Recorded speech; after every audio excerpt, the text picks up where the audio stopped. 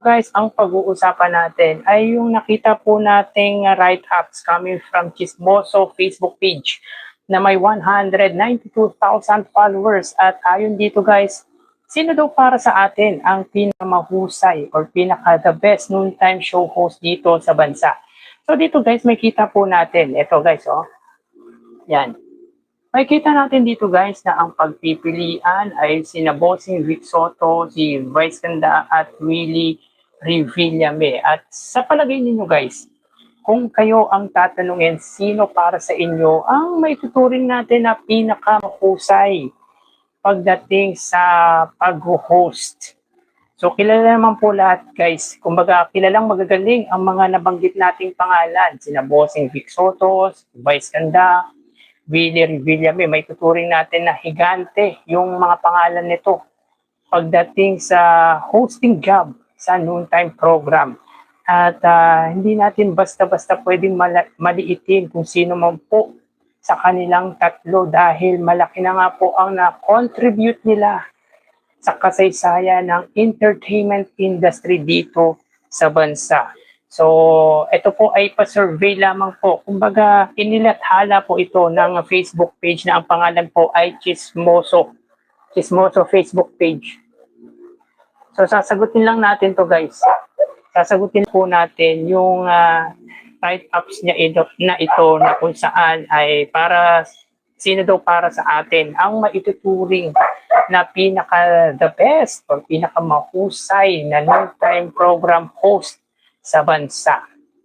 So, para sa akin guys, lahat naman po ay mahuhusay, magagaling na TV host or noontime host. Nga lang guys, iba-iba ang style nila. Iba-iba yung estilo, yung way up at approach. Sa aking palagay guys, para sa akin ang number one na pinakamagaling, pinakamahusay na host dito ay walang iba, kundi si Bossing Vic Soto. Sa akin, number one sa puso at sa isip ko, si Bossing Vic Soto. Pero hindi ko sinasabi guys na sina Vice Ganda at Willie Revillame ay hindi mahusay na host or noontime host dahil talagang naglatag po sila or nag-contribute sila ng maganda-ganda sa entertainment industry.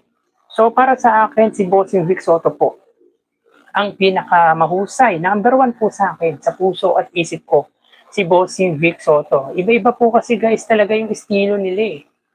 Iba rin po yung estilo ng Eat Bulaga, ng Eat Showtime, at ng Wawawi or Wawawin man po yan. Iba-iba po. At para sa akin, si Bossing yung pinaka numero uno at may tuturing po natin na walang po pwedeng pumantay pagdating sa husay ng pag-host. So bakit si Vic Soto ang para sa akin ang pinakamahusay? Unang-una ay kalmado guys. Yung charisma nandoon guys. Kumbaga kung oo, yes, sabihin natin sikat si Vice Ganda ngayon. Pero kung charisma lang ang pag-uusapan guys ay wala pong pwedeng makapantay kay Bossing Vic Soto. Napakakalmado, natural, napaka-natural mag-host. Tapos effortless guys kung mag-host si Bossing Vic Soto. Hindi na kailangang maging emotional, hindi na kailangang gumawa ng kung ano-ano para mapatawa yung audience. So napaka-natural niya, napaka-kalmado, yung charisma nandoon. At talagang binibigyan niya ng espasyo. Kumbaga binibigyan niya ng opportunity yung mga host niya, yung co-host niya guys. Binibigyan niya ng opportunity para mag-shine. Si Vice Ganda, witty, matalino si Vice Ganda. Matalino si Vice Ganda, mabilis mag-isip. Spontaneous na po siya guys eh. Yun nga po yung isa sa kinabibiliban natin kay Vice Ganda. Ano siya, tuloy-tuloy. Kuwang-kuwa niya yung kiliti ng mga audience. Marunong siyang kumonect. Yun yung maganda kay Vice Ganda guys. Yun yung parang feeling ko advantage niya kina Bossing Vic Soto at Willie Revillame. Magaling siya magpatawa, magaling siyang mag-advise. Pero para sa akin guys, wala pa rin papantay kay Bossing Vic Soto. Di ba? Wala pa rin papantay kay Bossing Vic Soto. Kasi tulad ng sinabi ko, napakakalmado niya eh. Kumbaga, para sa akin, kuya kuya siya at tunay na kaibigan, guys. Yung parang hindi ka, siguro ma-intimidate ka sa pagiging natural niya sa pag-host. Ma-intimidate ka sa katahimikan niya, ganun. Unlike ni Vice Ganda, si Vice Ganda vocal yun eh. Diba? Hindi siya tulad ni Bossing na tahimik. Diba? Yun yung maganda. At saka isa sa maganda kay Bossing, guys, marunong siyang magdala, mag-handle ng live show. Natatandaan nyo guys yung contestant nila sa Pera-Fee. Yung contestant nila sa Pera-Fee, yung parang meron silang isang contestant dun guys. Yung bigla siyang pumunta sa stage, sa harap ng stage, 'di ba? Doon guys, doon ko nakita yung pagiging magaling mag-handle ng live show ni Bossing. Napakakalmado niya. Hinayaan niya lang guys. Hinayaan niya lang.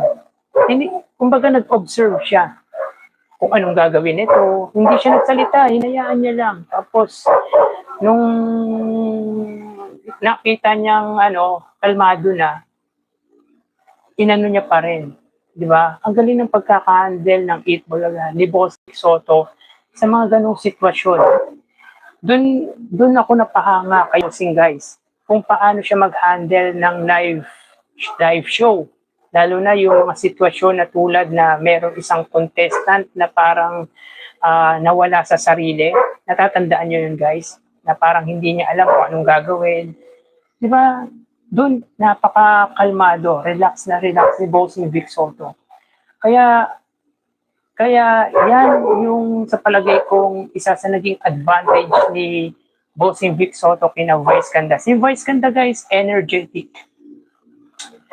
Energetic naman yung pagiging advantage nito kay Bossing at saka kay Willie Revillame.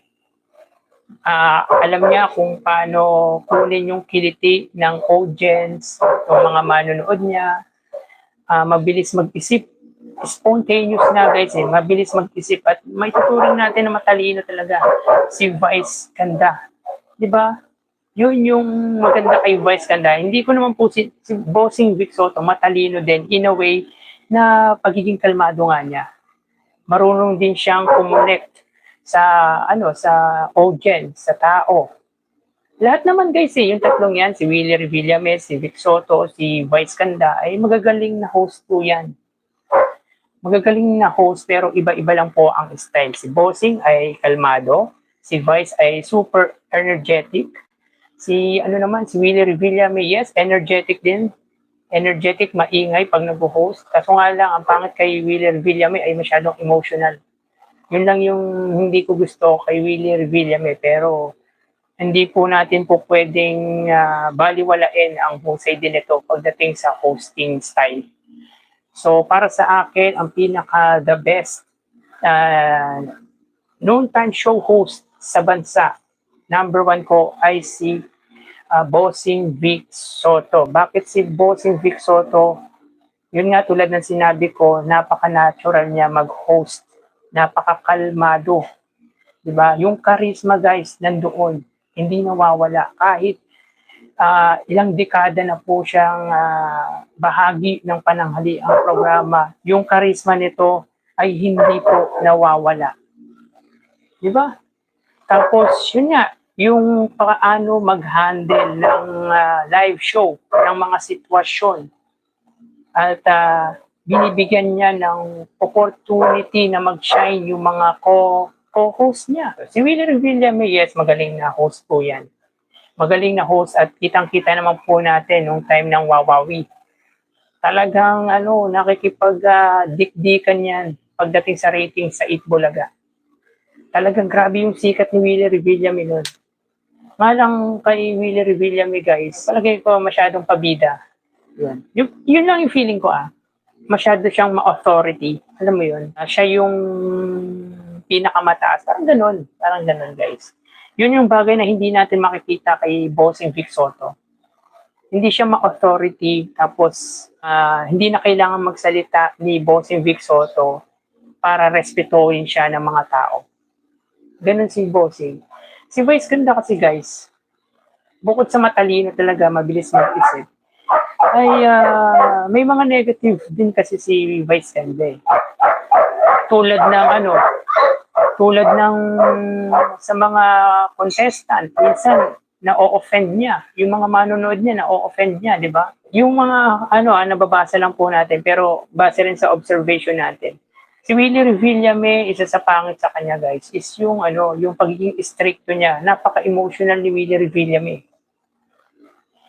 Napaka-stricto niya. Tapos, alam niyo yung, guys, yung kahit live yung episode niya, kahit live show, guys, pinapagalitan niya yung yung mga empleyado niya.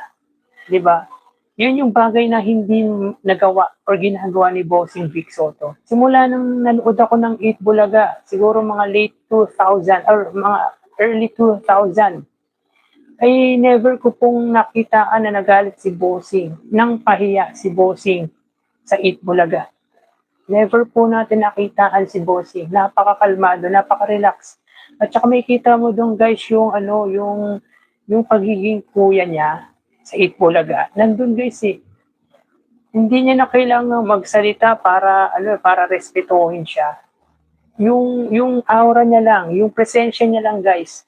Karespeto na agad. Ang hirap, guys, ng ginawa ni Bossing, guys, sa totoo lang. Sa loob ng mahigit 40 years ay na-maintain niya yung good image niya.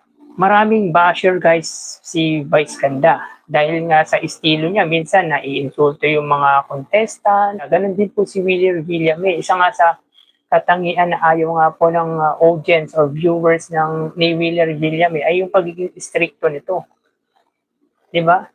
Yung namamahiya siya ng kanyang empleyado or staff live, di ba? Wala namang masama sa pagiging stricto, pero dapat inilalagay sa tama. Pero kasi, guys, pag live episode, hindi maganda eh. Papagalitan mo yung empleyado mo, yung staff mo. Paano sila makapagtrabaho ng maayos kung papagalitan mo live on television, di ba? Napapahiya sila eh. Ganon din kay Vice Ganda, guys. Yung husay nandun, yung galing, yung talino ni Vice Ganda nandun, yung connection niya sa audience nandun. Wala tayong problema kay Vice Ganda pagdating sa hosting style, yung pagiging magaling niya bilang host ng Showtime. Walang problema dun, guys. Magaling si Vice Ganda, magaling si Bossing Vic Soto. Si Willie Revillame ay isa rin po sa mahusay. Pero para sa akin, ang pinaka-the best ay si Bossing Vic Soto. Napakakalmado, relax na relax kung mag-host. Nakukuha niya rin, guys, yung kiliti ng audience. Yung charisma nandun. Kumbaga, ngitian ka nga lang ni Bossing, guys, eh. Makukuha na kaagad yung kiliti mo, di ba? Ngitian, tapos yung mga tinginan lang ni Bossing Vic Soto, yung nakatayo nga lang si Bossing Vic Soto, di ba? Makukuha na kaagad yung kiliti mo, eh. Yun yung tinatawag, guys, na charisma. Unlike ni Vice Ganda, yung charisma nandun. Ma-effort si Vice Ganda eh. Si Bossing effortless naman pag mag-host. Greatest of all time na noontime host. Si Bossing Vic Soto para sa akin. Marami namang magagaling na host, guys. Si Joey De Leon. Pero si Bossing pa rin, guys eh. Si Bossing pa rin. Kahit kay Joey De Leon, guys. Si Bossing pa rin. Si Vice Ganda kasi may mga negative eh, may mga issues. Kahit magaling si Vice Ganda, marami pa rin siyang bashers kasi minsan hindi nagugustuhan yung hosting style niya. Si Willie Revillame magaling din pero isa rin sa maraming bashers, maraming hindi nagugustuhan yung pag-host niya. Si Bossing Vic, bukod sa husay ay bilang lang, hindi ganun yung bashers, hindi naman ganun. Hindi ganun kalaki. Unlike ni Vice Ganda at ni Willie Revillame. At isa pa, guys, sa tingin ko para sa akin kung bakit mas pinili ko si Bossing Vic Soto kaysa kina Vice Ganda. Kasi hindi sumasali sa politika si Bossing Vic Soto. Kung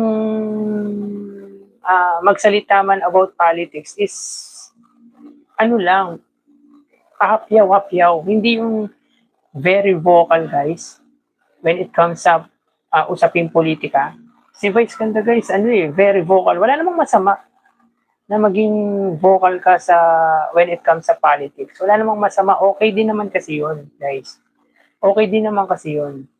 Kumbaga, ikaw yung magiging tawag dito, spokesperson ng mga mamamayan na walang kakayang magsalita against sa government. Okay naman yun. Si Willie Revillame, guys, yun, mahilig din mag-endorse ng mga politiko. Lahat naman, guys. Vice Ganda, Bossing Vic Soto, Willie Revillame, mga magagaling yan na host. Ang maganda lang kay Bossing Vic Soto, guys, kung tumulong sa kapwa niya, hindi niya na kailangan, guys, ng masyadong broadcast. Hindi siya mag-broadcast kapag tumulong sa kapwa. Si Vice Ganda, ganun din naman, matulungin. Si Willie Revillame, madungin. Pero, pansin ko lang, masyadong broadcast eh. Siguro may mga charity na tinutulungan sila Vice Ganda, sila Willie Revillame, na hindi natin alam. Di ba? Hindi natin alam. Pero si Bossing Vic Soto kasi, guys, hindi siya ganun ka-vocal, hindi siya ma-broadcast kapag meron tinulungan. Nagugulat na lang tayo, guys, eh. Tulad sa mga artistang tinulungan ni Bossing. Pinagamot niya, ganyan-ganyan. Kung napanood niyo yung interview ni Julius Babaw. Recent lang yan, guys, yung anak nun, in-interview ni Julius Babaw. Tapos lumapit siya kay Bossing Vic Soto. Nagpasalamat siya personal kasi si Bossing pala yung umako ng gastos ng Basta yung Casimiro. Doon Casimiro ba tawag doon? Basta yun. Yung tatay nung kasama niya sa OK Kaperico. So hindi niya na kailangan i-broadcast kung sino yung mga tinulungan niya. Nagugulat na lang tayo, di ba? Marami siyang tinulungan ng mga artista, di ba? Hindi siya masyadong broadcast. Si Vice Ganda, okay naman. Tumutulong naman po si Vice Ganda. Ganon din si Willie Revillame. Maraming interview si Julius Babaw na tinulungan pala ni Bossing Vic Soto. Pero guys, pagdating sa hosting, no doubt yan, Bossing Vic Soto. Yan? Galing sa puso ko yan. Iniidolo natin yan eh. Si Bossing eh. Si Vice Ganda, yes, iniidolo natin. Isa sa maituturing na mahusay. Matalino. Matalino talaga si Vice Ganda, guys. Matalino si Vice Ganda.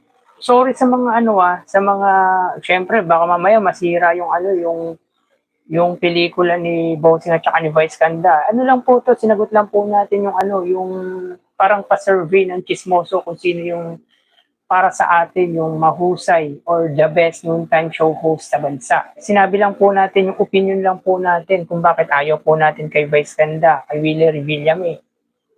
Pero given naman po na si Vice Ganda, Willie Revillame ay mahusay, magagaling na host po yan. So yun lang, guys. Para sa akin, ang pinaka-the best noontime show host sa buong bansa ay si Bossing Vic Soto. I'm not saying na hindi magaling si Vice Ganda at si Willie Revillame. Isa po sa tinitingala po nating mahuhusay na host ng sa noontime show, si Vice Ganda at si Willie Revillame. Pero para sa akin, ang pinaka the best or maituturing natin the greatest of all time na host ay si Bossing Vic Soto. So,